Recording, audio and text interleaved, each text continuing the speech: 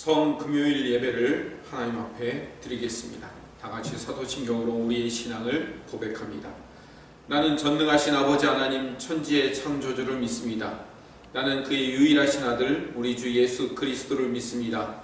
그는 성령으로 잉태되어 동정녀 마리아에게서 나시고 본디오 빌라도에게 고난을 받아 십자가에 못 박혀 죽으시고 장사된 지 사흘 만에 죽은 자 가운데서 다시 살아나셨으며 하늘에 오르시어 전능하신 아버지 하나님 우편에 앉아 계시다가 거기로부터 살아있는 자와 죽은 자를 심판하러 오십니다. 나는 성령을 믿으며 거룩한 공교회와 성도의 교제와 죄를 용서받는 것과 몸의 부활과 영생을 믿습니다. 아멘. 찬송가 439장 찬송 드리겠습니다. 찬송가를 펴시고 함께 찬송하시기를 바랍니다. 찬송가 439장입니다.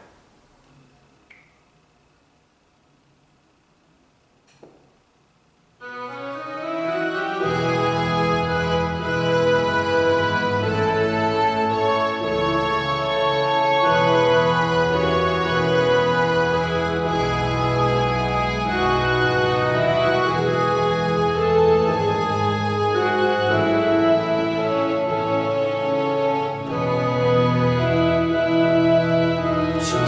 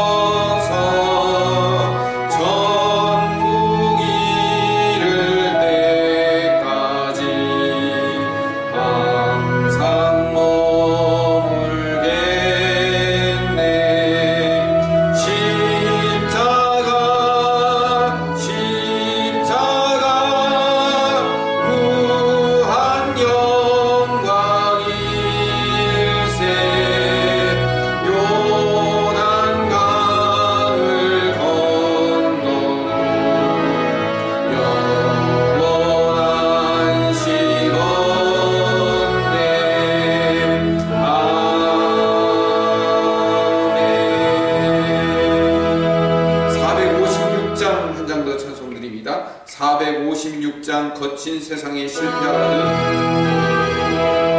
찬송가 456장입니다.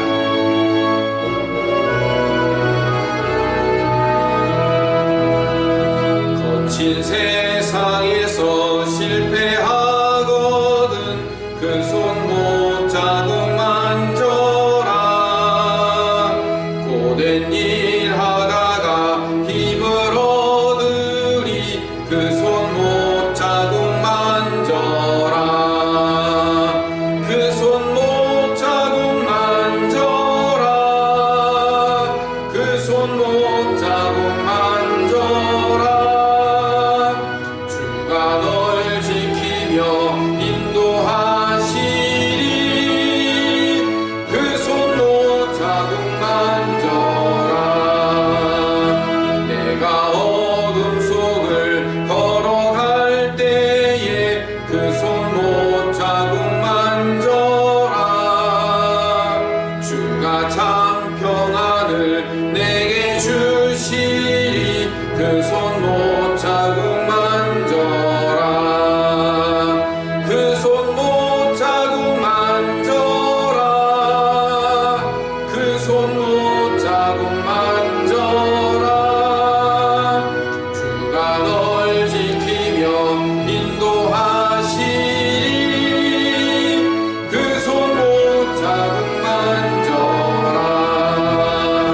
내가 부활의 주 따라가려면 그 손 못 자국 만져라. 내가 주 안에서 길이 살리라. 그 손 못 자국 만져라. 그 손 못 자국 만져라. 그 손 못 자국 만져라. 주가 널 지키며 인도하시리. 그 손 못 자국 만져라. 너의 죄악의 짐 무거울 때에 그 손 못 자국 만져라. 마음 문 열고서 주를 모셔라. 그 손 못 자국 만져라. 그 손 못 자국 만져라. 그 손 못 자국 만져라. 주가 널 지키며 인도하시리. 그 손 못 자국 만져라. 아멘. 다시 한번 기도합니다. 사랑이 많으신 하나님, 성금요일을 맞이하여 2000년 전에 예수님께서 십자가에 죽으신 그 날의 사건을 기억하며 하나님, 우리가 이 십자가를 묵상하는 귀한 시간 되게 하여 주시옵소서. 비록 영상으로 성금요일 예배를 드릴 수밖에 없으며 성금요일 성만찬을 거행할 수 없는 안타까운 상황이 있지만, 그럼에도 불구하고 하나님, 오늘은 성금요일인 만큼 예수님의 십자가와 그 예수님의 희생을, 예수님의 죽음을, 어린 양 되심을 다시 한번 묵상하며 그 십자가의 안에 깊이 들어가는 성도들 되게 하여 주시옵소서. 코로나19로 말미암아 하나님, 사회적 거리 두기를 실천하며 예배를 드릴 수 없는 이 상황이 하나님, 어렵고 힘들고 답답하고 곤란과 환난 가운데 있는 상황이지만 하나님, 이 어려운 십자가와 같은 이 상황을 잘 견디어 이겨냄으로 말미암아 부활의 영광을 맛보며 회복의 놀라운 역사를 경험하며 맛보는 귀한 김포수정교회 성도들 되게 하여 주시옵소서. 오늘 말씀 가운데 함께하여 주시기를 간절히 바라옵고 예수님 이름으로 기도드립니다. 아멘. 오늘 모니터에 말씀이 없기 때문에 성경을 한 절 한 절 찾아서 같이 읽도록 하겠습니다. 오늘 함께 상고할 하나님의 말씀은 요한계시록 5장 4절에서 7절 말씀입니다. 신약성경 403쪽 요한계시록 5장 4절, 5절, 6절, 7절, 4절의 말씀을 함께 같이 읽도록 하겠습니다. 요한계시록 5장 4절에서 7절 성경 다 같이 찾아 읽읍시다. 신약성경 403쪽입니다. 다 찾으신 줄 알고 함께 읽도록 하겠습니다. 같이 읽읍시다. 요한계시록 5장 4절입니다. 그 두루마리를 펴거나 보거나 하기에 합당한 자가 보이지 아니하기로 내가 크게 울었더니 장로 중에 한 사람이 내게 말하되 울지 말라. 유대 지파의 사자 다윗의 뿌리가 이겼으니 그 두루마리와 그 7인을 떼시리라 하더라. 내가 또 보니 보좌와 내 생물과 장로들 사이에 한 어린 양이 서 있는데 일찍이 죽임을 당한 것 같더라. 그에게 7뿔과 7눈이 있으니 이 눈들은 온 땅에 보내심을 받은 하나님의 7영이더라.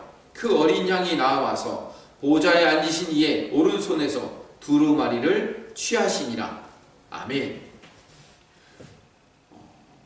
오늘 본문 말씀에 4절에 그 두루마리라고 나옵니다. 그 두루마리는 심판의 두루마리입니다.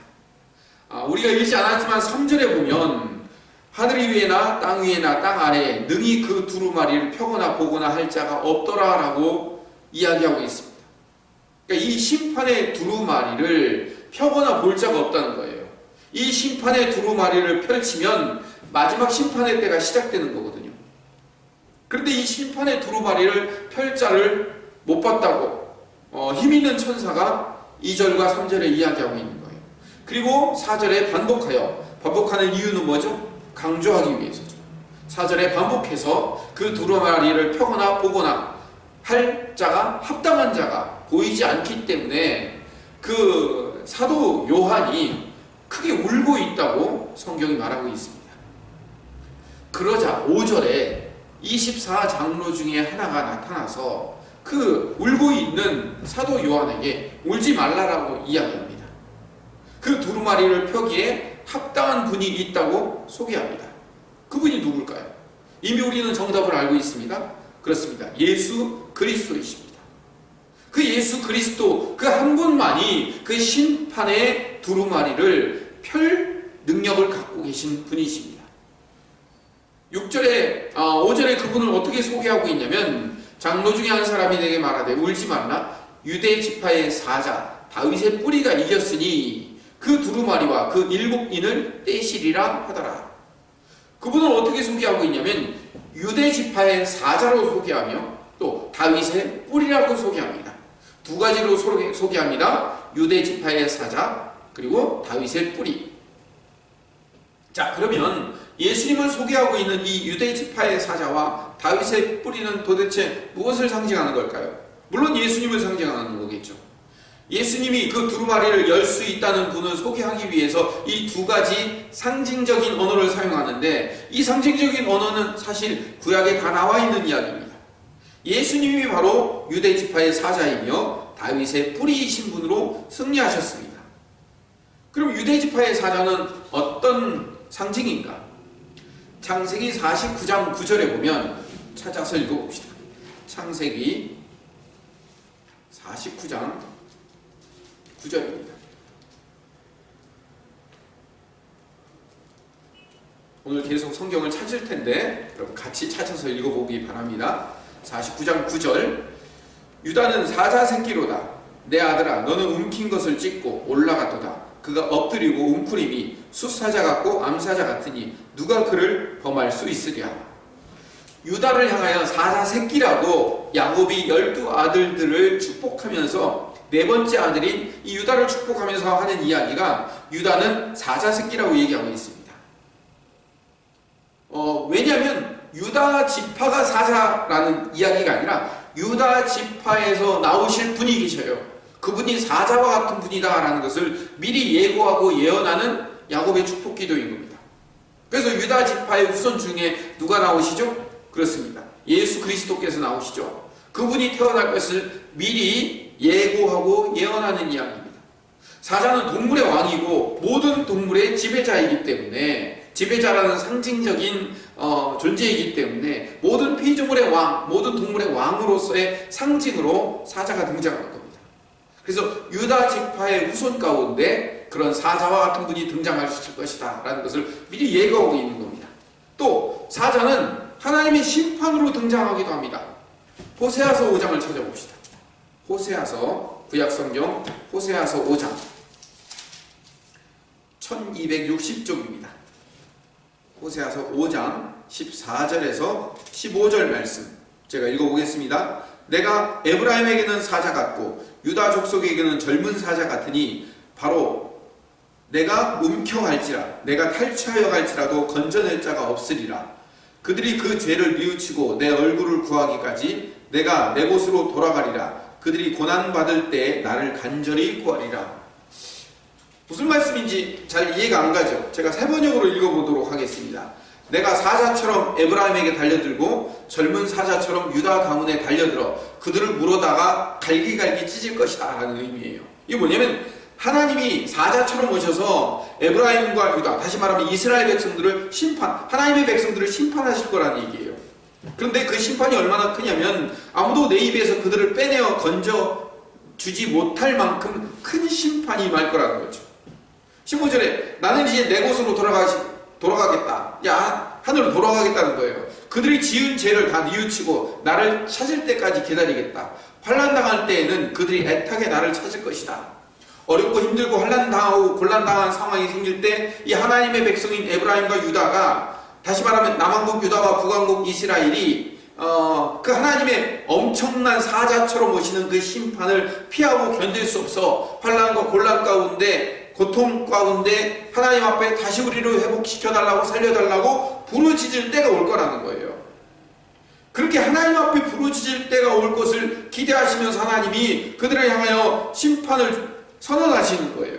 그러니까 이때 심판하시는 하나님이 뭘로 등장하냐면 사자로 등장하시는 거예요. 그래서 이 사자는 심판하시는 하나님의 어떤 상징적인 모형, 예표로 등장하는 겁니다. 또 하나가 이새의 뿌리로 옵니다. 유대 지파의 사자, 그리고 이새의 뿌리. 이새의 뿌리는 뭐냐면 이사야서 11장 1절과 10절에서 나온 이야기입니다. 그럼 이사야서를 찾아봐야 되겠죠. 이사야서 11장으로 가봅시다. 이사야서 11장, 구약성경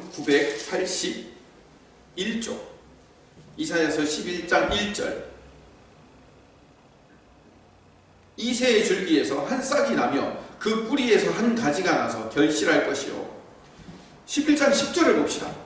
그날에 이새의 뿌리에서 한 싹이 나서 만민의 기치로 설 것이요. 열방이 그에게로 돌아오리니 그가 거한 곳이 영화로우리이다.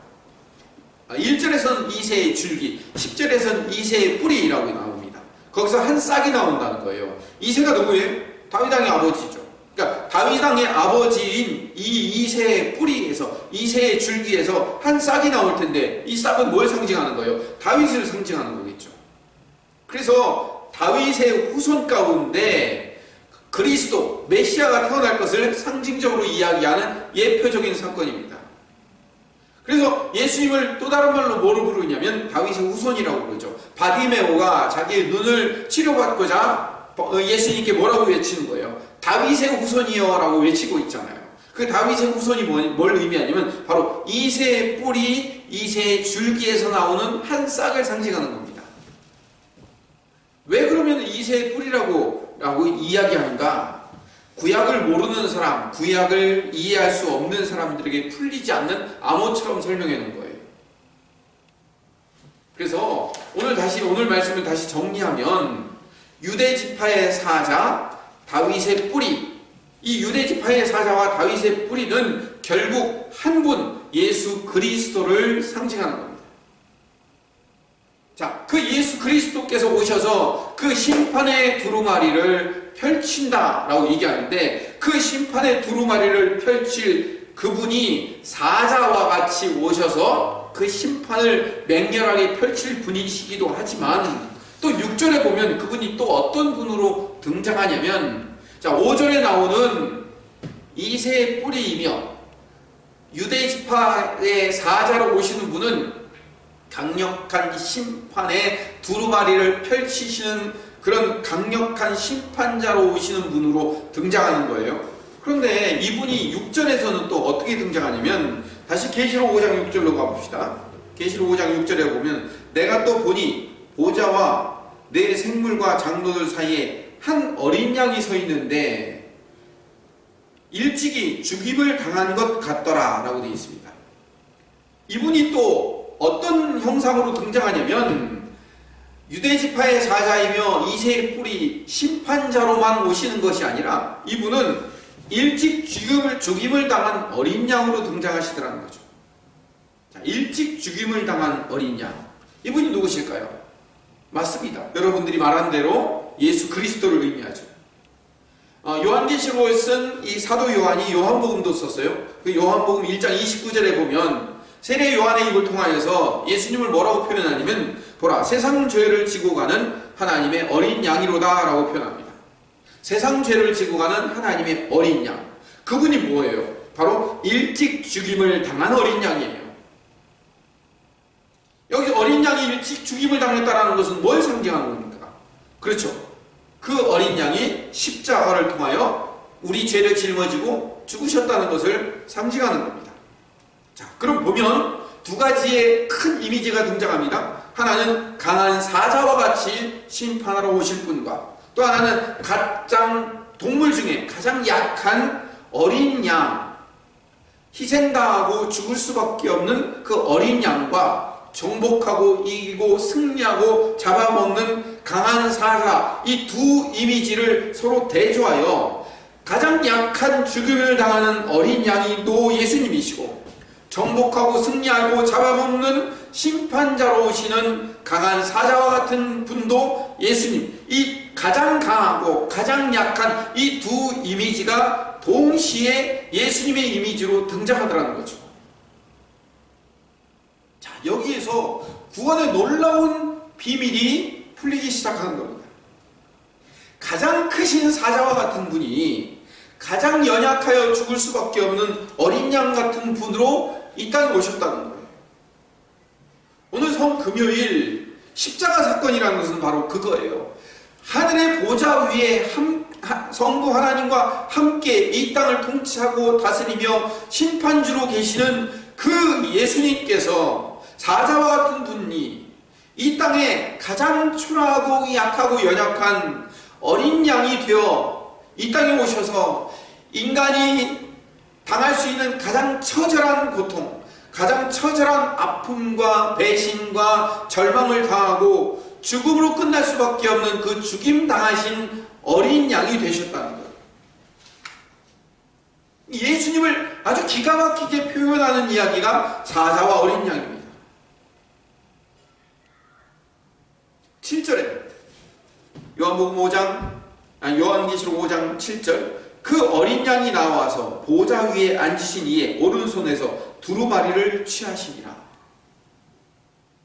사자와 같은 강력한 분이 나타나서 그 심판의 두루마리를 성부 하나님으로부터 받는 것이 아니라 어린 양이 나와서 그 보좌에 앉아 계신 분, 보좌에 앉아 계신 분이 누구예요? 성부 하나님, 통치자이며 권세자이시며 창조주이시며 권능자이신 그분에게 두루마리를 받는 거예요. 심판의 두루마리를 받는데 어린 양이 받는 거예요. 그래서 그 두루마리의 인을 떼어내면 첫 번째 인이 떼어지고 두 번째 인이 떼어지고 일곱 번째 인이 떼어질 때까지, 그 인이 떼어질 때마다, 그 두루마리가 펼쳐질 때마다 심판이 이 땅에, 마지막 심판이 임하기 시작하는 거예요. 예수님은 심판주, 재림주로 오십니다. 사자와 같은 심판하시는 주님으로 오심을 믿습니다. 아멘. 그렇습니다.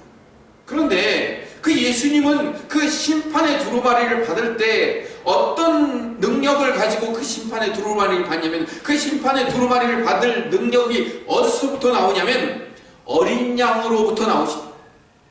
십자가의 죽음을 통과하셨기 때문에 심판주로 등장하신다는 거예요. 예수님의 십자가는 세상에서 패배로 보였어요. 근데 하나님의 입장에서는 이것이 십자가가 승리였어요. 십자가의 죽음을 통하여서 죄와 사망과 사탄의 권세를 이기신 겁니다. 십자가로 이기신 거예요. 그래서 이 심판의 두루마리를 열 수 있는 능력을 가진 분이 되신 거예요.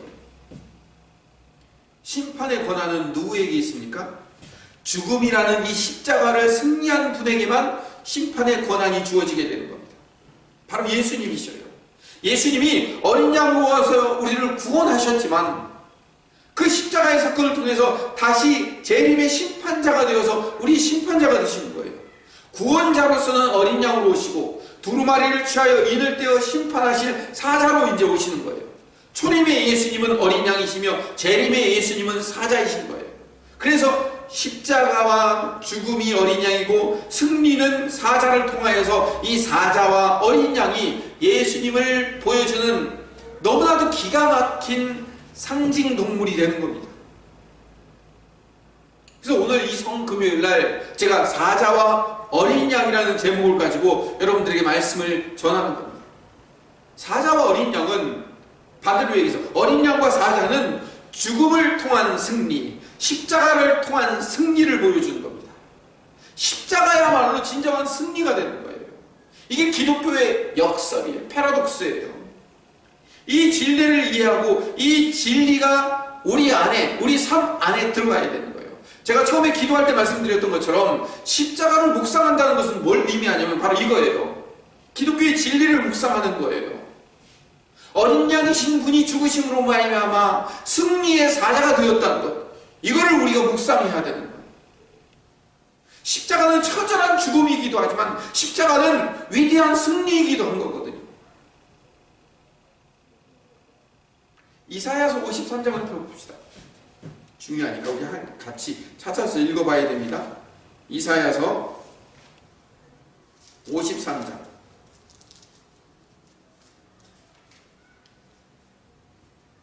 2절에서 10절 말씀을 같이 읽어봅시다.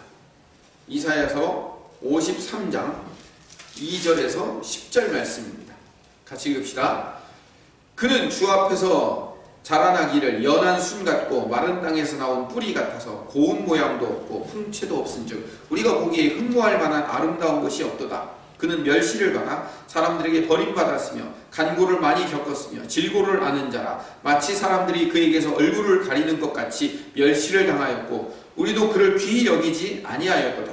그는 실로 우리의 질고를 지고 우리의 슬픔을 당하였거늘 우리는 생각하기를 그는 징벌을 받아 하나님께 맞으며 고난을 당한다 하였노라. 그가 찔림은 우리의 허물 때문이요 그가 상함은 우리의 죄악 때문이라. 그가 징계를 받음으로 우리는 평화를 누리고 그가 채찍에 맞음으로 우리는 나음을 받았도다.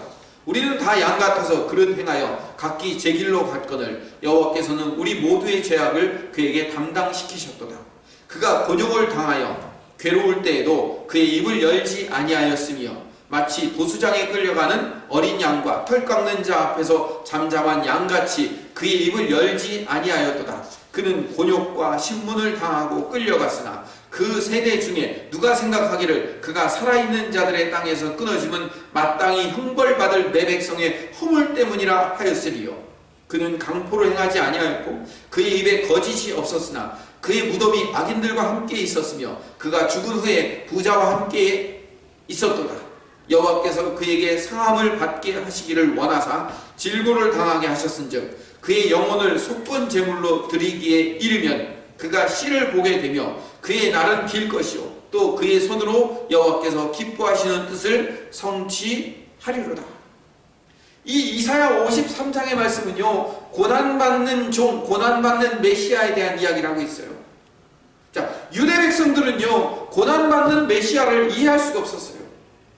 바벨론과 페르시아와 헬라와 로마라는 이 네 개의 거대한 제국들에게 차례로 속박당하면서 이 유대인들은 우리들에게 메시아가 등장한다면, 우리에게 메시아가 온다면 이 강국들을 다 꺾을 위대한 다윗과 같은 그런 군대를 이끌고 백마를 타고 오는 사자와 같은 메시아, 사자와 같은 왕을 기대했던 거예요.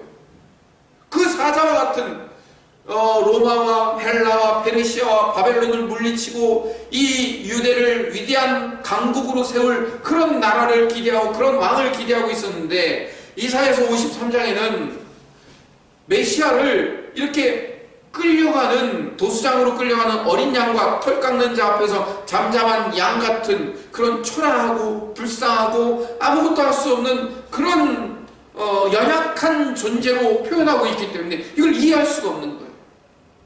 도대체 메시아가, 우리를 구원하여 올 메시아, 우리를 구원하기 위해 올 메시아가, 그 구원하기 위해서라는 오실 메시아라면 어마어마한 능력과 위대함과 엄청난 힘을 갖고 오셔야 되는데, 아니 아무런 힘도 없는 죽임당할 어린 양과 같은 그런 존재로 우리에게 오신다면 그럼 우리를 어떻게 구원할 수 있습니까? 라는 고민에 빠지기 시작한 거죠.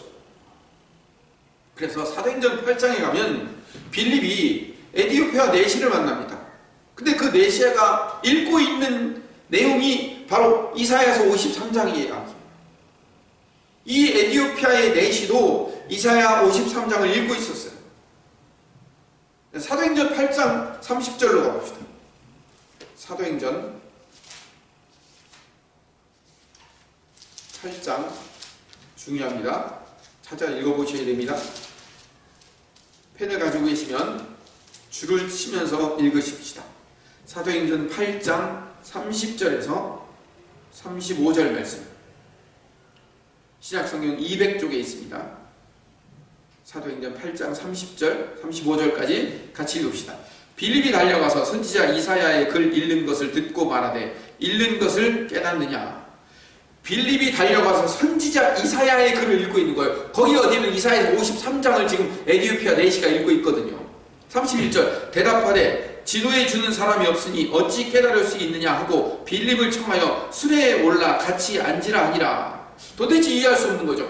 메시아가 오는데, 아니 도수장으로 끌려가는 어린 양과 털 깎는 자 앞에 잠잠한 양같이 그런 초라하고 불쌍한 양으로 오시는 메시아를 이 에디오피아 내시가 이해할 수가 없는 거죠. 그러니까 나를 좀 지도해줘라. 지도해주는 사람이 없는데 어떻게 이것을 이해할 수 있느냐라고 얘기하는 거죠. 빌립에게. 32절, 읽는 성경 구절은 이것이니 일렀으되 그가 도살자에게 가는 양과 같이 끌려갔고 털 깎는 자 앞에 있는 어린 양이 조용함과 같이 그의 입을 열지 아니하였도다. 그가 굴욕을 당했을 때 공정한 재판도 받지 못하였으니 누가 그의 세대를 말하리요. 그의 생명이 땅에서 빼앗기미로다 하였거늘. 이사야서 53장을 지금 이 이디오피아 내시가 읽고 있는 거예요. 34절, 그 내시가 빌립에게 말하되 청컨대 내가 묻노니 선지자가 이 말한 것이 누구를 가리킴이냐, 자기를 가리킴이냐, 타인을 가리킴이냐. 도대체 이 끌려가는 이 어린 양과 같은 존재가 누구냐? 라고 물어보는 거예요. 그래서 35절에 빌립이 입을 열어 이 글에서 시작하여 예수를 가르쳐 복음을 전하니. 빌립이 전한 복음은 에디오피아 내시가 어린 양으로 오신 메시아가 바로 그 사자로 오실 분이라는 것을 설명하고 있는 거예요. 솔로몬 시대 이후로 스바 여왕이 하나님을 믿는 신앙을 가지고 내려갔어요. 그래서 에디오피아는 그 이후로 계속해서 여호와 하나님을 믿는 신앙을 갖고 있었어요. 그래서 에디오피아 내시가 그 여호와 하나님을 믿는 신앙을 갖고 있었기 때문에 이사야서를 에디오피아 사람인데도 불구하고 읽고 있었어요. 그런데 이해할 수 없는 거거든요. 아니 도대체 온 세상을 구원하며 온 만민을 통치하고 다스리러 오실 그 메시아가 어떻게 도수장에 끌려가는 어린 양과 같은 초라하게 오시는 그런 분일까? 이해가 안 가는 거죠. 그걸 지금 빌립이 설명해 주는 거예요. 비록 십자가에 죽은 메시아이지만, 십자가에 죽을 수밖에 없는 예수님이시지만, 그 십자가에 죽은 메시아 예수님이 진정한 메시아이시며 그분이 사자로 오실 분이라는 것을 설명하는 거예요. 그 빌립이 설명한 내용을 에디오피아 내시가 깨닫고 듣고선 아하 이거구나라고 깨닫고 그 자리에서 빌립에게 세례를 받습니다. 사자와 어린 양으로 오시는 예수님은 바로 우리에게 엄청난 생각을 던져주는 거예요. 성경 전체를 아우르는 이야기가, 성경 전체를 아우르는 이 비밀의 이야기가, 복음의 이야기가 바로 사자와 어린 양을 통해서 풀리기 때문에 그렇습니다. 유대 지파 사자 다윗의 뿌리의 등장이 구약시대 유대인들에게 있어서의 종말은 뭐냐면 아까 방금 말씀드렸던 대로 온 세상을 구원하며 온 세상을 통치할 메시아, 사자로 등장하실 그 메시아를 기다리고 있었는데 성경에서는 그분이 죽임을 당하신 어린 양을 통해서 이루어질 수밖에 없다는 것을 설명하고 이 내용을 드디어 계시록에서 사자와 어린 양으로 복음을 종결짓고 결론 짓는 겁니다. 그래서 계시록이 중요한 책인 겁니다. 사자와 어린 양은 서로 대조적이지만 서로 함께 병행을 이루고 있으며 바로 이 사자와 어린 양을 통해서 예수님의 십자가 사건을 우리에게 보여주고 있으며 예수님의 초림하심과 예수님의 재림하심을 보여주고 있는 겁니다. 이 얼마나 놀라운 비밀이 어린 양과 사자를 통해서 증명되며 풀리는가 하는 거죠. 오늘 말씀을 이제 정리하겠습니다. 예수님처럼 죽고 다시 사는 자들은 사자와 어린 양을 경험하는 자들이에요. 이게 무슨 말이냐면 예수님이 첫 어린 양이며 사자가 되셨다면 우리 하나님의 백성들이며 하나님의 자녀인 우리 성도들도 사자와 어린 양을 이 땅에서 경험하게 되는 거죠. 예수님으로 말미암아 십자가에 나의 생각을 못 박는 것, 이게 뭐예요? 어린 양을 경험하는 것. 하나님의 백성된 자들은 어떤 헌신적인 일을 하나님 앞에 드릴지라도 그 헌신된 일을 한 후에는 저는 무익한 종입니다. 주님이 시켜서 했을 뿐입니다. 라고 어린 양처럼 고백하는 자가 돼요. 그런 자들을 하나님이 어떻게 만드실까요? 하늘에서 큰 사자로 만드신다는 거예요. 지금 여기서 아멘 하시는 분들이 진짜예요. 나를 어린 양으로 낮춰 희생하는 자가 하나님 나라에서는 큰 사자라는 것을 성경이 이야기해 주고 있는 거예요. 이걸 예수님께서 먼저 행하셨고 실현하여 완성하셨고 그것을 우리에게도 적용시키고 있는 겁니다. 그걸 신앙생활이라고 하는 겁니다. 자기 목숨을 잃는 자가 얻을 것이라고 말씀하십니다. 그래서 예수님이 그렇게 말씀하셨어요. 자기 목숨을 잃는 자가 얻을 것이요. 자기 목숨을 어린 양으로 희생하는 자가 사자처럼 승리하는 인생을 살 것이요. 내 자아를, 내 생각을, 내 가치관과 내 모든 것을 주님 앞에 내려놓고 포기하는 것. 그걸 통해서 우리는 하나님의 백성이며 자녀로 세워지는 사자와 같은 영적 승리를 경험하며 이 땅에 악한 사단의 세력들을 이길 수 있는 놀라운 승리자로, 사자로 세워진다는 거예요.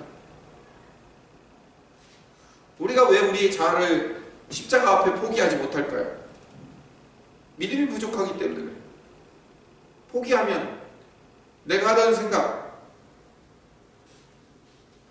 내가 하는 그 두려움이 닥치지 않을까라는 두려움과 염려가 있는 거예요.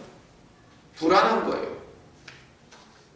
내 생각과 내 자아로 남들을 내 마음대로 주무르고 내 생각대로 끌고 가려고 하는 그 마음을 버려야 돼요. 내가 매달리고 있는 그 보잘것없는 계획을 버려야 돼요.